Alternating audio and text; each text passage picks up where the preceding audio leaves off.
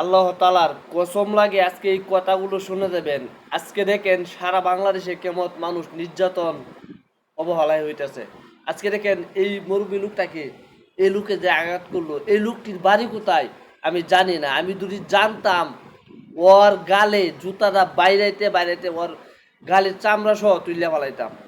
আসলে যাই হোক, আপনারা যে জায়গা থেকে এই ভিডিওটি দেখবেন অবশ্যই প্রতিবাদ নিন্দা জানাবেন, কারণ না হলে এইভাবে মা বাপ কিন্তু সবারই আছে। আজকে আমাদের কিন্তু মা বাপ আছে, আমাদের এলাকাও কিন্তু ময়মুরব্বী আছে। আমরা এইভাবে কিন্তু কেউকে অপমান লজ্জিত করি নাই। আজকে এই ভিডিওটা দেখে কিন্তু আমার ঘৃণা লাগছে, ঘৃণা। কারণ মুরব্বীদেরকে যেভাবে অপমান করছে বলার বাহিরে, এর একটা হাত কাটতে ফালানির দরকার ছিল আমার বিচারে। আপনারা কি বলবেন কমেন্ট বক্সে বলে যাবেন ইনশাআল্লাহ।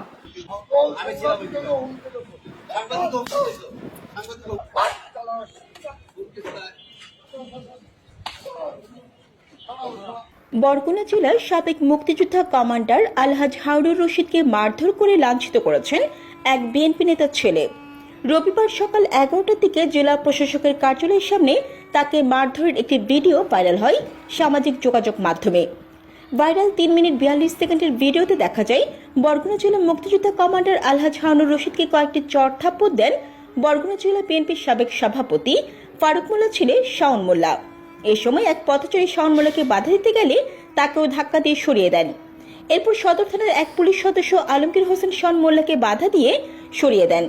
ভিডিওতে দেখা যায় শাওন মোল্লা বলতে থাকেন ছাত্র আন্দোলন প্রতিহত করার কথা বলেছিলেন। এসব বলতে বলতে তার চশমা ভেঙে ফেলেন, তার মাথার টুপি ফেলে দিয়ে থাপ্পড় মারেন এবং ওই মুক্তিযোদ্ধাকে চোর ডাকাত বলে গালি দিতে থাকেন। বরগুনা সদর থানা ভারপ্রাপ্ত কর্মকর্তা দেওয়ান জগলুল হাসান বলেন তিনি ছুটিতে আছেন, এই বিষয়ে এখন কোনো মন্তব্য করতে পারবেন না, বিষয়টি খোঁজ নিয়ে তিনি জানাবেন।